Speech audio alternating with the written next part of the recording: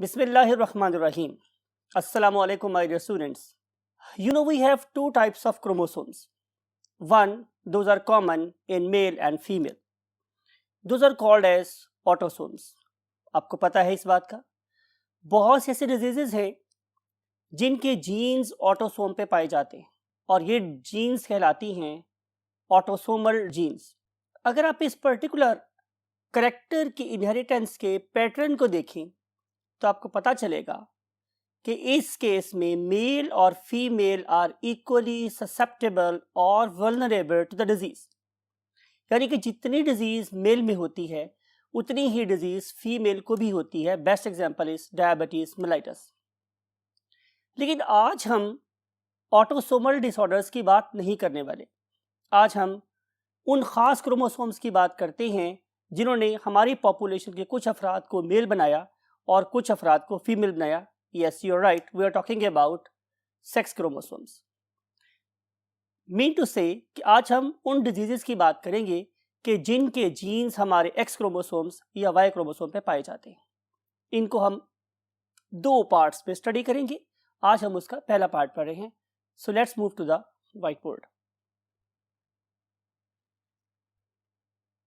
Yes my dear students, हम पढ़ रहे हैं चैप्टर नंबर 22 का lecture number 19 and today's topic is sex linked diseases in humans.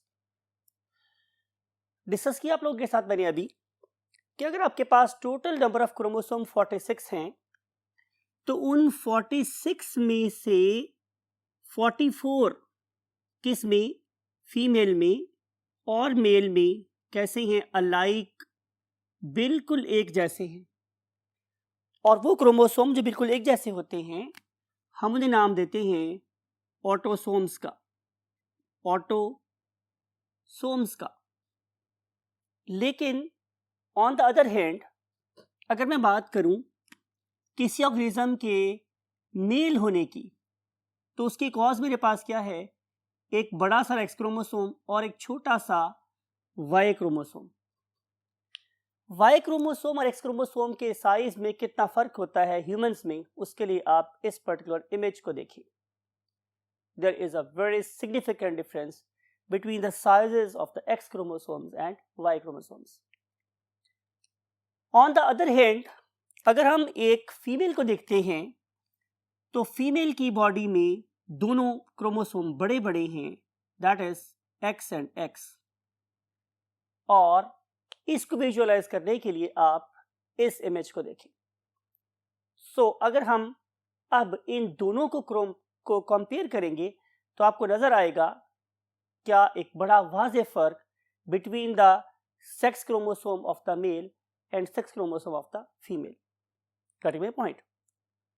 My dear students, आज हम सेक्स लिंकेज स्टडी कर रहे हैं सिर्फ और सिर्फ उन डिजीजेस की या उन जीन्स की कि जो एक्स क्रोमोसोम के ऊपर पाई जा रही हैं. किस पे पाई जा रही है स्टूडेंट्स? एक्स क्रोमोसोम के ऊपर. We are talking about X linked diseases. आप मेरी बात को गौर से सुनेंगे. अगर ये मेरे पास एक्स क्रोमोसोम है तो क्या प्रोबेबिलिटी है कि इसके ऊपर कोई जीन डोमिनेंट फॉर्म में प्रेजेंट हो, और ऐसा भी हो सकता है कि कोई जीन रिसेसिव फॉर्म में प्रेजेंट हो. Both possibilities are there. याद रखने वाली बात यह है कि जरूरी नहीं है कि अगर कोई जीन डोमिनेंट फॉर्म में प्रेजेंट है तो वो डिजीज कॉज नहीं कर सकता, या अगर कोई जीन रिसेसिव है तो वही डिजीज कॉज कर सकता है या वही डिजीज का साइन होता है. ये बहुत ही इंपॉर्टेंट अंडरस्टैंडिंग आपके माइंड में होनी चाहिए कि बहुत से ऐसे डिसऑर्डर्स हैं कि जब वो होमोजाइगस रिसेसिव फॉर्म में होंगे तो अपीयर होंगे. उन्हें हम बोलेंगे x linked recessive disorders, right. और दूसरे मेरे पास कौन से डिजीजेस हैं कि जब वो डोमिनेंट फॉर्म में अपीयर होंगे या डोमिनेंट जीन जब होगा तो ही वो डिजीज कॉज करेगा. इट मींस कि dominant gene is not suppose to be the wild gene और नॉर्मल जीन. जरूरी नहीं है. Are you getting my point? तो हम बात ये कर रहे हैं कि पहले हम डिस्कस करेंगे एक्स लिंक्ड रिसेसिव ट्रेट्स को. आप लोगों की बुक में 3 एग्जाम्पल्स कोट की गई हैं, जिनमें से 2 examples x linked recessive disorder को एक्सप्लेन कर रही हैं। उनमें से एक का नाम मेरे पास क्या है माय डियर स्टूडेंट्स, एक का नाम है हीमोफीलिया। क्या नाम है students? Haemophilia. And other disorder is colour blindness. Colour blindness. और आप लोगों की बुक में ही एक थर्ड डिजीज का नाम भी लिखा हुआ है, that is not x linked recessive disorder, that is basically x linked dominant disorder, और इसका नाम है हाइपोफॉस्फेटेमिक रिकेट्स।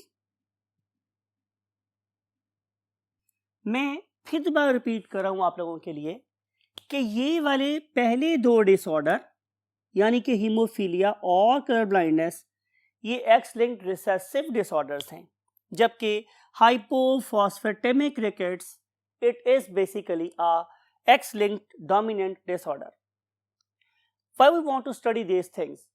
इसकी रीजन हमारे पास ये है कि ये तीनों की तीनों चीजें बहुत ज्यादा हार्मफुल हैं फॉर ऑफ कोर्स ऑर्गेनिज्म, और इस रिजल्ट में some time life threatening disorder आते हैं और सम टाइम डिसेबिलिटीज कॉज होती है। And being the students of genetics, being the well wisher of the humanity, what is our prime objective? Objective ये है कि किसी तरीके से हम इस पर्टिकुलर डिसऑर्डर को पॉपुलेशन में अपीयर होने से रोकें, अगरचे हम इसको टोटली एलिमिनेट नहीं कर सकते, because it is very difficult to eliminate alleles from a population. और अगर हम ऐसा करना चाहें तो फिर हमें बहुत से स्टैंडर्ड्स को छोड़ के सिर्फ और सिर्फ मेडिकल या डिजीजेस की प्रिवेंशन के स्टैंडर्ड को ही अपनाना होगा, जो यूजुअली ऐसा नहीं होता। हमारे यहाँ तो बहुत सारी बाउंड्रीज होती हैं, रिलीजियस बाउंड्रीज होती हैं, हमारी यू कैन से ज़ात की बाउंड्रीज होती हैं, हमारी अपनी पर्सनल लाइकिंग और डिसलाइकिंग होती है, जिसकी वजह से हम बगैर सोचे समझे इस पर्टिकुलर बंधन में बन जाते हैं जिसे हम शादी का नाम देते हैं। लेकिन इन पर्टिकुलर डिजीजेस को अगर हमने ओवरकम करना हो तो एक चीज जिसे हम बोलते हैं जेनेटिक काउंसलिंग, कि हम शादी के बंधन में बनने से पहले उन पर्टिकुलर डिजीजेस की स्क्रीनिंग जरूर करवाएं जो नेक्स्ट जनरेशन में पास ऑन हो सकती हैं। One of the very very famous disorder जिसको मैं यहाँ पर जरूर कोट करना चाहूँगा, जिसके बारे में हमें बहुत ज़्यादा सीरियसली सोचना चाहिए, वो थैलेसीमिया है। इज इट फिजिबल कि हम दुनिया में एक ऐसे इंडिविजुअल को लेकर आए जो डेफिनेटली डिजीज ऑर्गेनिज्म हो? It is our mistake, it is our fault. Allah ताला ने हमें अकल दी है तो उस अकल के बारे में हमसे पूछा जाएगा कि तुम्हें अकल दी गई है, तुमने उसे कैसे इस्तेमाल किया। तो उस लिहाज से तमाम मेडिकल फैसिलिटीज़ को इस्तेमाल करते हुए अगर हम इन डिजीज़ को पॉपुलेशन में से आहिस्ता आहिस्ता इनके इंसिडेंट्स को कम कर सकें तो ये डेफिनेटली जेनेटिक्स और इस किस्म की स्टडी का क्या होगा, जीत होगी या उसकी विन होगी। अगर आप क्वेश्चन में आपसे कर रहा हूँ माय डियर स्टूडेंट्स कि इनमें से कोई डिसऑर्डर हो मेरे पास, चाहे हीमोफीलिया हो, कलर ब्लाइंडनेस हो या हाइपोफॉस्फेटेमिक रिकेट्स हो, इनमें से हम किसी डिजीज की बात कर रहे हैं तो जाहिर है किस में हो रही है, ह्यूमन में हो रही है। आप लोगों को जॉन ग्रेगर मेंडल और फिर W.S. सटन का नाम याद होगा। उन्होंने क्या किया था, उन्होंने एनिमल्स के ऊपर क्रॉसेस किए थे। आप मुझे ये बताएं कि अगर ये डिसऑर्डर टोटली ह्यूमन है तो क्या मैं अपनी मर्जी से ह्यूमंस में क्रॉस करा सकता हूं? तो आंसर इज नो। उसके लिए भी जाहिर है हमारी बहुत सी रिलीजियस नॉर्म्स और हमारी सोशल नॉर्म्स आके हमारे आगे खड़ी हो जाएंगी कि हम इस चीज़ को से क्रॉस नहीं करवा सकते। तो फिर हम क्या करते हैं, हम उसके लिए एक और वे ऑफ स्टडी का सहारा लेते हैं जिसे हम बोलते हैं नस्लों का मुतालिया। हम एक नस्ल जनरेशन 1 का, जिसे हम यहाँ यूं शो कर सकते हैं कि it is generation number 1, it is generation number 2, it is generation number 3। हम 3 नस्लों का, 4 नस्लों का, 5 नस्लों का मुतालिया कर सकते हैं। आपको मेरी बात समझ आ रही है? तो generation 1 represented by Roman 1 and then second generation by Roman 2, third generation by Roman 3। फिर हमने क्या एक वे ऑप्ट किया है डायग्रामेटिक इलस्ट्रेशन का, वो ये कि हम इस पर्टिकुलर सर्कल से किसी फीमेल को, किसी मोहतरमा को रिप्रेजेंट करते हैं। ये हमारी दादी भी हो सकती है, हमारी नानी भी हो सकती है, हमारी ज़ाहिर है कोई चची, ताई, फूफी, माँ, बहन कुछ भी हो सकती है। तो this particular thing is a female और this particular square is representing what, a male. वही बात है, अगर ये फॉर एग्जांपल मैं हूं तो ये मेरे फादर की जनरेशन है और ये मेरे दादा की जनरेशन है। तो जो ये सबसे टॉप वाला ऑर्गेनिज्म है, it is basically a male. अगली बात ये है कि इनके दरमियान में जो लाइन लगाई जाती है ये वाली, it is called as a marriage line. ये शादी का वो बंधन है जिसके जरिए से ये वाला मेल और ये वाली फीमेल और ये वाला मेल आपस में कनेक्टेड है। And as a result of this particular marriage they will have what, the kids. इनके 2 किड्स हैं, you can see over here, और जाहिर है ये इनकी 3rd जनरेशन हमें नजर आ रही है लाइन नंबर 3 में। Another very important thing is कि वो लाइन जो इस पर्टिकुलर मैरिज लाइन से कनेक्टेड है डायरेक्टली, हम उसे बोलते हैं सिबलिंग लाइन, बच्चों की लाइन। तो इस पर्टिकुलर लाइन के नीचे ये लाइन के साथ 2 ऑर्गेनिज्म अटैच हैं, one of them is a female, other one is a male. तो ये कह के लाएंगे ये इनके डिसेंडेंट्स, लेकिन ये वाला मेल डेफिनेटली डिसेंडेंट नहीं है, बल्कि वो इस ऑर्गेनिज्म की क्या कहलाएगा, दामाद कहलाएगा, सन इन लॉ कहलाएगा, राइट। और फिर आगे जाहिर है ये उनके आगे 4 सिबलिंग्स हैं, उसके 4 बच्चे। Getting my point, how we study it. फिर दूसरी बात ये है कि हम आम तौर पे क्या करते हैं कि जनरेशन के लिए रोमन लेटर्स यूज करते हैं, लेकिन ऑर्गेनिजम्स को हम normally left to right number करते हैं, समथिंग लाइक इट इज 1 1। अगर मैं इसे लिखना होगा तो मैं इसे ऐसे लिखूंगा 1-1, ये ऑर्गेनिज्म ये। लेकिन अगर मैं लिख रहा हूं कि 1 2, दिस 1, तो ये कैसा लिखा जाएगा 1 and 2।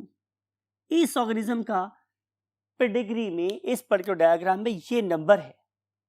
And same is the case here, ये ऑर्गेनिज्म क्या होगा, this is first organism of generation 2, तो हम लिखेंगे 2 का 1, while this particular organism is second member of generation 2, तो हम लिखेंगे 2 of the 2।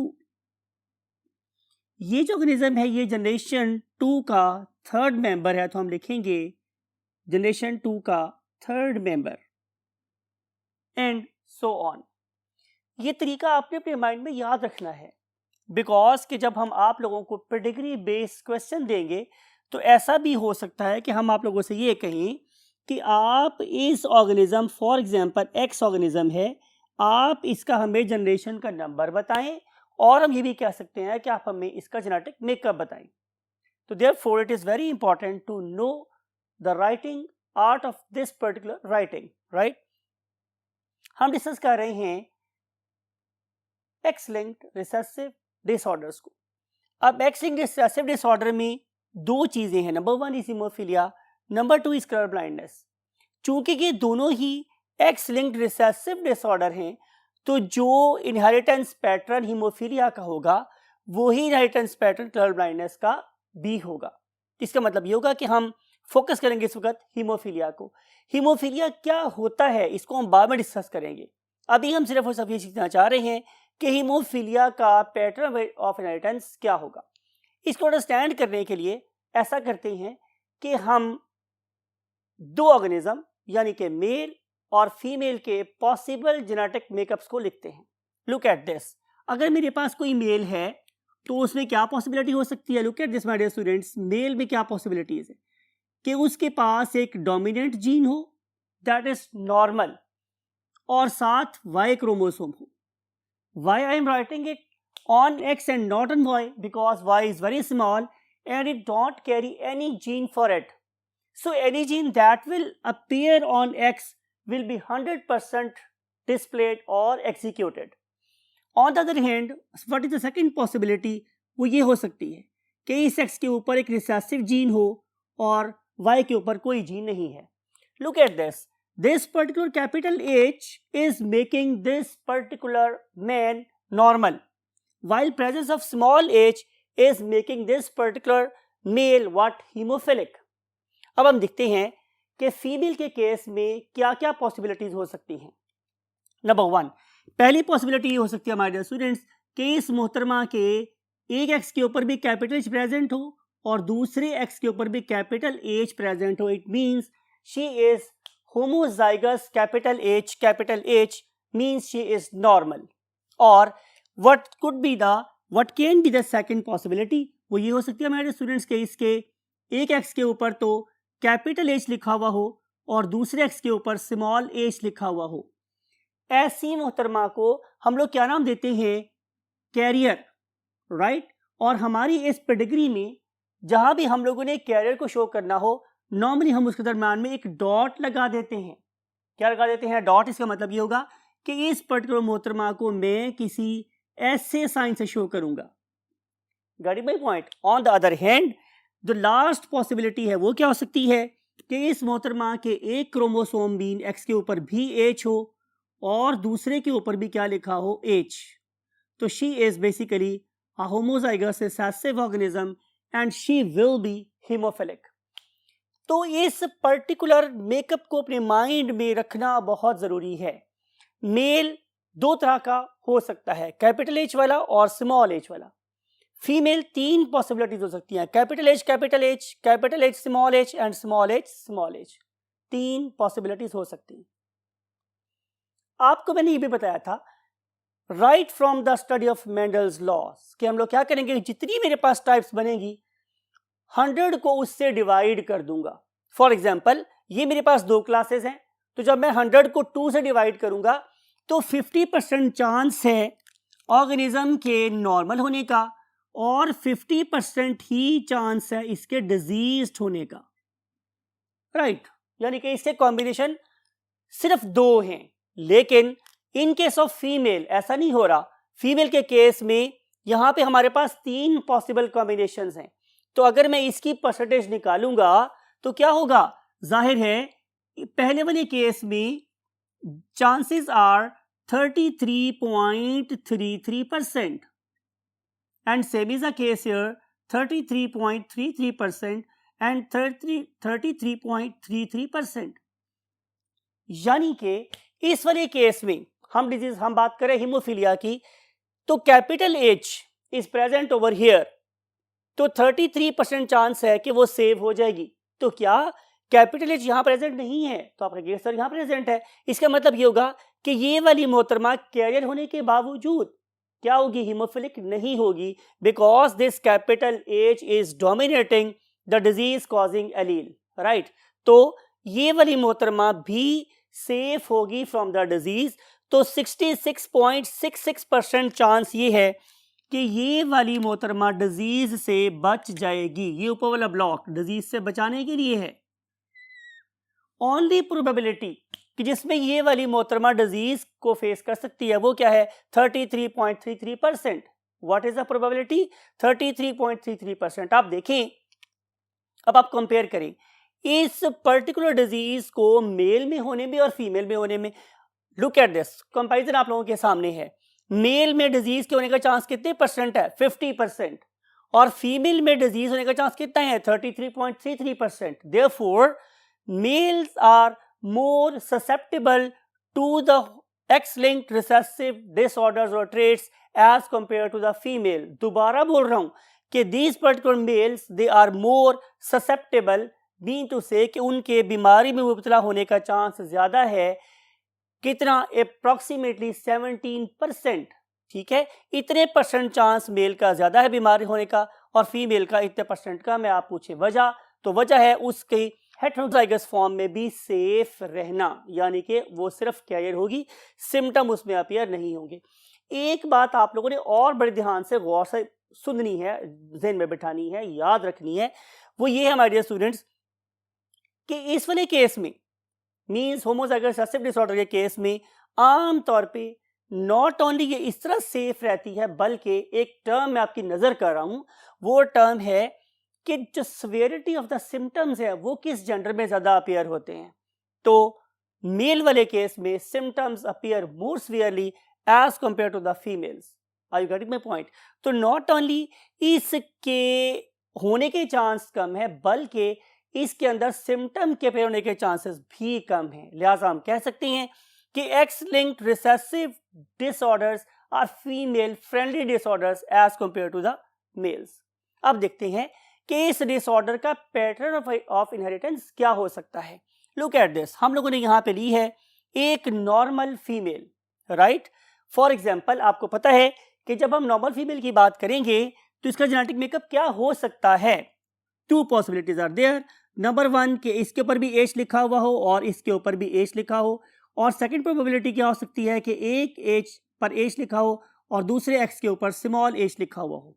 These are the two chances. यहीं से ली है मैंने, पहले बेस बना दी है, आपको समझा दिया है कि दो पॉसिबिलिटी हो सकती है नॉर्मल केस में।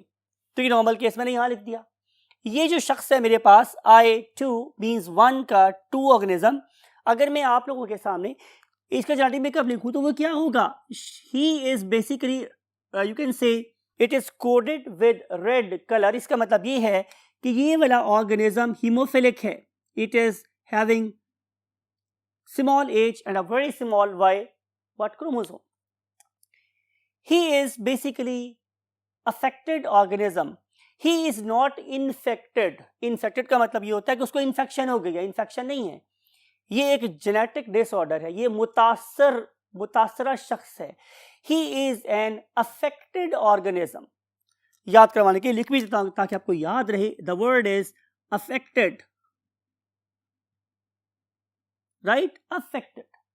So this affected organism, it is producing two types of the gametes because it is heterogametic.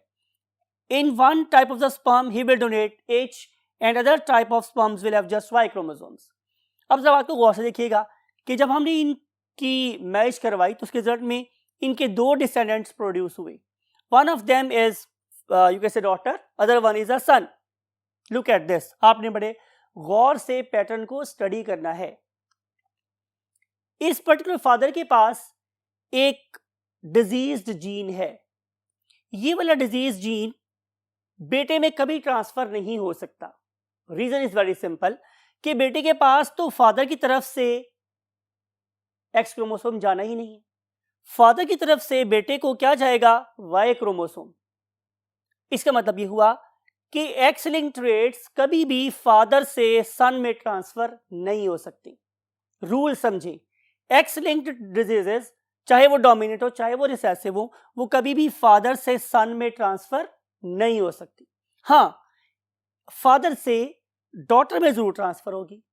तो ये वाला स्मॉल एच, ये जो मैं डॉट लिखा है, ये बेसिकली रिप्रेजेंट कर रहा है कि फादर की तरफ से ही सही लेकिन उसके पास एक रिसेसिव जीन जरूर प्रेजेंट है। तो इसके लिहाज से अगर मैं इसका जेनेटिक मेकअप लिखूंगा तो मुझे क्या लिखना पड़ेगा, जाहिर है ये वाला case. Right, getting my point. तो फादर की तरफ से इसको आ गया x, that is having what, abnormal gene. Mother की तरफ से क्या आ सकता है, मदर की तरफ से इन जेनेटिक मेकअप से पता चल रहा है कि स्मॉल एच भी आ सकता था और कैपिटल एच भी आ सकता था, लेकिन यहां पर कैपिटल एच आया है।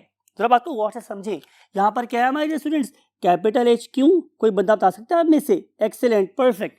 भाई अगर मदर की तरफ से स्मॉल एच आया हुआ होता तो हम इसे रेड सर्कल ड्रॉ कर रहे होते, फिर ये कैरियर ना होती, ये तो हीमोफिलिक होती। Very good, excellent. यही बात मैं आपको समझाना चाह रहा हूं कि हम सम टाइम ऑर्गेनिज्म को देखकर उसके पेरेंट्स का जेनेटिक मेकअप गेस करते हैं। सम टाइम हम पेरेंट्स जेनेटिक मेकअप देख के बच्चों के जेनेटिक मेकअप को क्या करते हैं, गेस कर रहे होते हैं। तो इस ऑर्गेनिज्म ने हीमोफिलिक ना होकर ये बताया है कि यहां पर ज्यादा प्रोबेबिलिटी है कि ये होमोजाइगस हो सकती हैं। Getting my point. लेकिन इसका मतलब हरगिज ये नहीं है कि ये हेटेरोजाइगस नहीं हो सकती। फॉर एग्जाम्पल ऐसा बिल्कुल पॉसिबल था कि इनके यहाँ एक और बेटी पैदा होती, राइट, और वो कुछ इस तरह की होती। लुक एट दिस, और वो कुछ इस तरह की होती। तो इसका क्या मतलब था कि भाई फादर से तो इसको क्या मिला है, फादर से क्या मिला है इसको, जाहिर है स्मॉल एच। तो मदर की तरफ से भी क्या आ गया, स्मॉल एच। अगर इनकी एक डॉटर और होती और वो हीमोफिलिक होती तो ये 100% बात थी कि ये वाली मदर क्या है, हेटेरोजाइगस है। लेकिन फिलहाल हम इस पर्टिकुलर प्रोबेबिलिटी को रूल आउट करते हैं और हम इसको बुक की डायग्राम ही रहने देते हैं और ये बात कर रहे हैं कि she is for example homozygous. Getting my point? So this particular couple in which female is normal and father is affected, they have produced what, 2 kids. One of them is male who is normal and other one daughter is carrier because her father was affected. और इस career को हम represent किससे करते हैं बताया था मैंने आपको, सेंटर में डॉट लगाकर. जरा बात को गौर से देखें. क्या इस मदर का सन अफेक्टेड है? Answer is no. अगर मदर नॉर्मल है तो सन भी नॉर्मल है. अगर फादर अफेक्टेड है तो डॉटर भी एटलीस्ट कैरियर जरूर है. इसका मतलब ये होगा कि एक्स लिंक्ड रिसेसिव डिसऑर्डर्स ये जिगजैग फैशन में चलते हैं, यानी कि मदर से सन को और फादर से डॉटर की तरफ शिफ्ट करते हैं. Getting my point? अगर फादर अफेक्टेड है तो बेटी अगर डिजीज ना हुई तो अफेक्ट तो कैरियर जरूर होगी, और अगर मदर भी उस जीन की कैरियर हुई तो वो डिजीज्ड भी हो सकती है, जैसे कि मैंने आपको यहाँ पे भी लिख के दिखाया था. Getting my point? अब हम चलते हैं इसके जनरेशन नंबर 2 की तरफ. ये मोहतरम दोस्त मतलब इनको हमने स्टडी नहीं किया बिकॉज के शायद हमें इनके फर्दर स्टॉक में डिजीज नजर नहीं आई, लेकिन यहाँ हमें डिजीज नजर आती है, लिहाजा हम इसी को स्टडी करेंगे because we the students of genetics we believe in study of what the diseases. तो फिर हम क्या करेंगे कि हम इस 2-1 को मैरी करवाएंगे 2-2 के साथ, तो रिजल्ट में इनके 4 बेबीज प्रोड्यूस हुए. Right, look at this now. इस पर्टिकुलर मोहतरमा का जो हस्बैंड है ही इज नॉर्मल. इसका मतलब ये होगा कि उसका जेनेटिक मेकअप किस तरह का है? Simple, capital H and Y. He is a normal male. When this particular normal male will be married with a carrier woman, तो क्या चांस हो सकते हैं? देखें, यहाँ पे भी 2 किस्म के गैमेट्स बन सकते हैं और यहाँ भी 2 किस्म के गैमेट्स बनेंगे. Half of the eggs will have capital H and half of the eggs will have small h. ठीक है, तो जब ये आपस में क्रॉस करेंगे तो look at this कि पहले वाले केस में क्या हुआ, ये वाला जो कैपिटल H है ये वाले कैपिटल H से मिल गया, तो रिजल्ट में ये वाली मोहतरमा क्या हो गई? Homozygous capital H.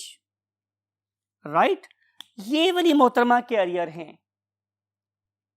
राइट, इसका क्या मतलब होगा कि इसको फादर की तरफ से मिला हुआ है कैपिटल H. क्या मिला है फादर की तरफ से? कैपिटल H लिखते हैं, और मदर की तरफ से इसको क्या मिला? ये वाला स्मॉल h. इस पर्टिकुलर स्मॉल h को आपने देखा कि वो 3rd जनरेशन में भी अपीयर हो गया, although it is in the form of recessive you can से अपीयरेंस. अगर हम इसकी बात करेंगे तो ही इज बेसिकली नॉर्मल. इसका मतलब है जेनेटिक मेकअप किस तरह का है इसका जेनेटिक मेकअप है capital H small y. while this particular male is again diseased, right? तो अगर diseased है तो जेनेटिक मेकअप क्या होगा? Small h and y. Right, तो देखो इस वाले केस में भी क्या नजर आ रहा है कि जीन्स फादर से डॉटर को जा रही हैं और मदर से सन की तरफ जा रही है. Look at this.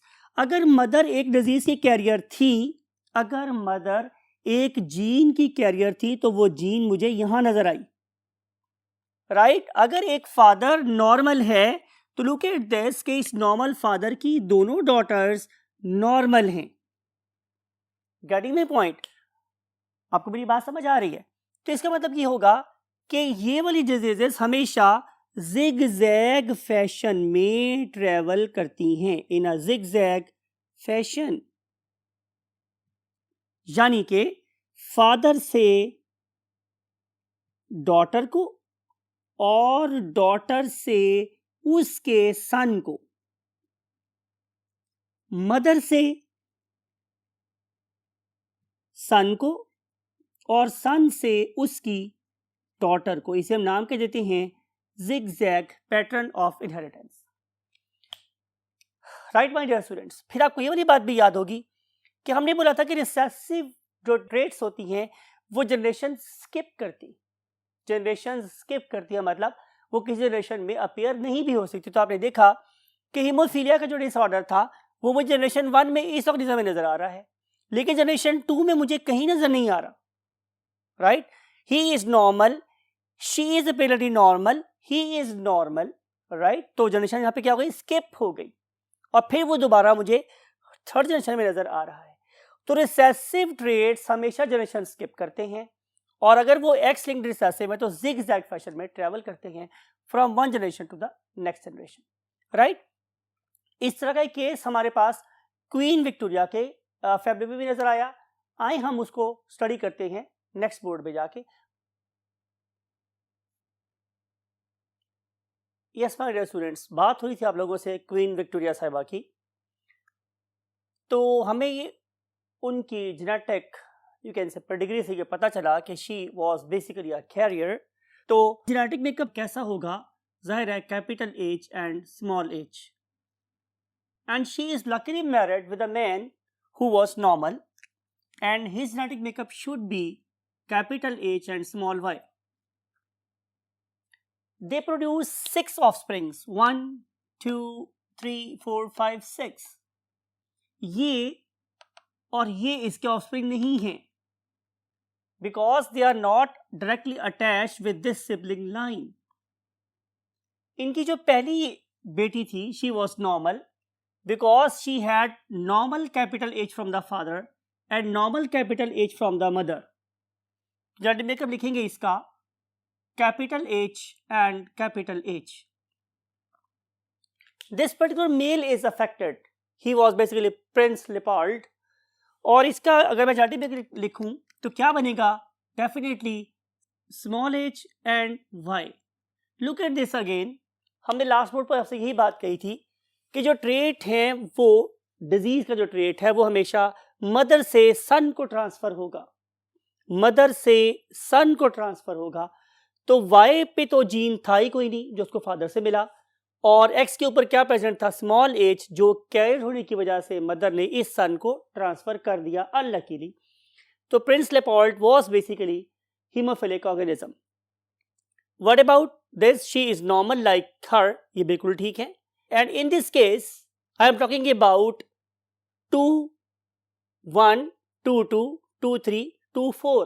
मैं 2, 4 की बात कर रहा हूँ। ही is normal because he has received capital H from the mother and small y from the father। लिखते हैं आप लोगों के लिए capital H from the mother and small y from the father, so he is a normal male. What about this particular Princess Alice? She has received normal X from the father and abnormal X from the mother, therefore we have placed a dot in it and she is basically a carrier। तो लिखेंगे हम इसको कैसे, इसको हम लिखेंगे capital X H और capital X small H, therefore she is basically a carrier. और जहां तक बात है लास्ट मेल की जेनेटिक मेकअप भी वही है जो इस प्रिंस का था, मींस कैपिटल एक्स एच और वाई। फिर हमने देखना ये है कि ये डिजीज इसमें कंटिन्यू नहीं हुई, इसमें कंटिन्यू नहीं हुई, इसमें भी कंटिन्यू नहीं हुई, इसमें भी कंटिन्यू नहीं हुई, लिहाजा हमने इनको फर्दर स्टडी करना छोड़ दिया। जिन 2 प्रिंस और प्रिंसेस में ये डिजीज पाई जा रही थी हमने उसको फर्दर स्टडी करना शुरू किया, तो पता चला कि जनरेशन 3 में अगेन आप जरा गौर से देखें कि ये वाला father who was basically affected, he has passed on this abnormal gene to his daughter. तो रिजल्ट में क्या होगा मेरे पास कि फादर से इसको मिला क्या, शॉर्ट कैपिटल एच, और ये जो इसकी क्या थी ज़ौजा मोहतरमा, she has provided her what, small H.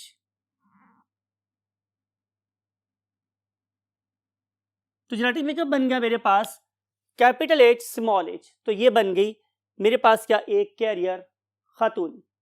फिर जब हमने इसको मैरी किया किसके साथ, एक नॉर्मल मेल के साथ, तो अगेन देखें कि जो करेक्टर है वो इस पर्टिकुलर मदर से उसके सन में अपीयर हो रहा है।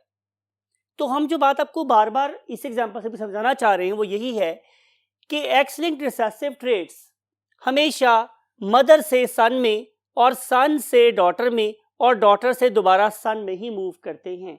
इस किस्म की जेनेटिक रिशफलिंग को हम लोग जिगजैग वे ऑफ रिशफलिंग बोलते हैं। तो ये तो थी मेरे पास दो examples x linked recessive trait की। अब हम देख रहे हैं एक्स लिंक्ड डोमिनेंट ट्रेट में क्या होता है। एक्स लिंक्ड डोमिनेंट ट्रेट की जो बेस्ट एग्जांपल आपकी बुक में गिवन है दैट इज हाइपोफॉस्फेटेमिक रिकेट्स। हाइपो का मतलब होता है कम, फॉस्फेटीमिया का मतलब होता है ब्लड में amount of phosphate that may join the bones.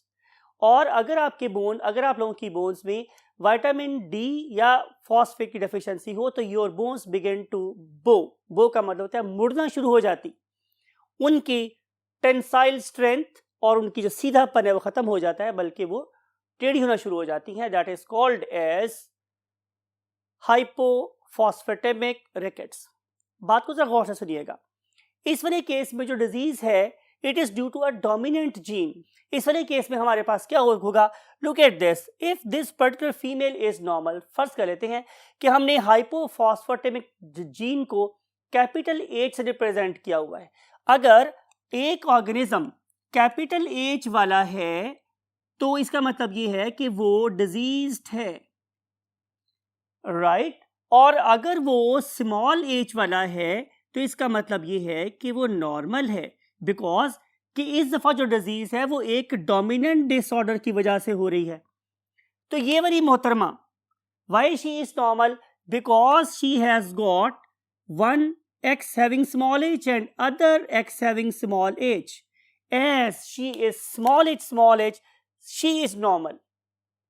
When she will be married with a male who is suffering from hypophosphatemic rickets, तो उसका जेनेटिक मेकअप क्या होना चाहिए? वेरी राइट, बिल्कुल ठीक आपने बोला है।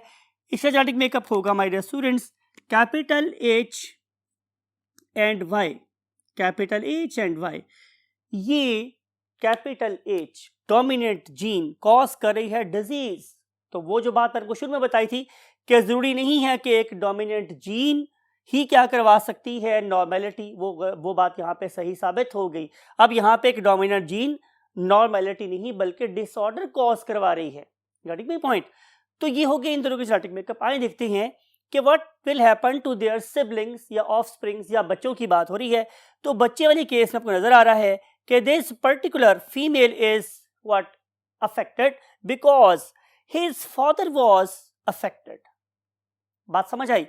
तो इस पर्टिकुलर फादर ने क्या डोनेट किया अपनी डॉटर को? जाहिर एक x chromosome that was bearing a dominant abnormal gene. तो लिखेंगे यहाँ पे जेनेटिक मेकअप इस पर्टिकुलर मोहतरमा का क्या होगा? Short capital H and definitely small h। Small h इसको कहाँ से मिला होगा? जाहिर है इसकी मदर से। और कैपिटल H कहाँ से मिला? इसके फादर से। तो क्या ज्यादा बेहतर ये नहीं है कि मैं इसके सेंटर में यहां पे करके एक डॉट लगा दूं?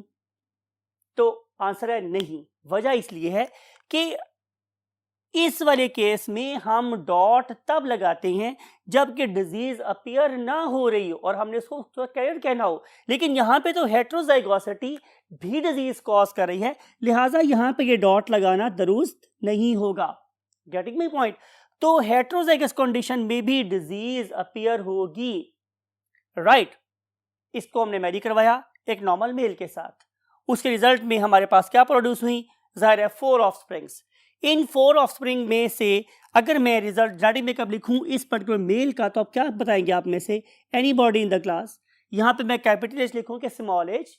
परफेक्ट, यहां पर चाहिए small h because small h is normal.